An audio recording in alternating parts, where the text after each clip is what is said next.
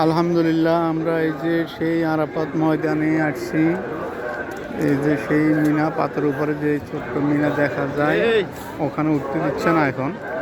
ওই মিনাতে হযরত মুহাম্মদ সাল্লাল্লাহু আলাইহি ওয়াসাল্লাম বিদায় হজের ভাষণ দিয়েছিলেন এবং কোরআন শরীফের সর্বশেষ আয়াত এখানে নাজিল হয়েছিল, যেখানে বলা হয়েছিল যে পৃথিবীতে একমাত্র ইসলাম ধর্মই শ্রেষ্ঠ ধর্ম, এর পরে আর কোনো ধর্ম নাই, এটাই শ্রেষ্ঠ ধর্ম।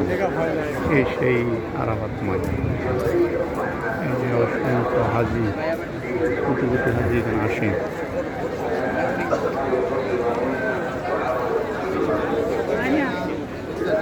পুরা বিশ্ব থেকে, পুরা বিশ্বের মুসলমানরা এখানে আসে।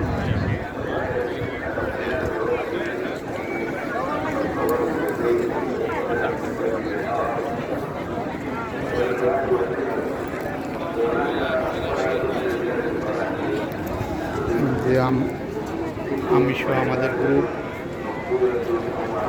আসছি।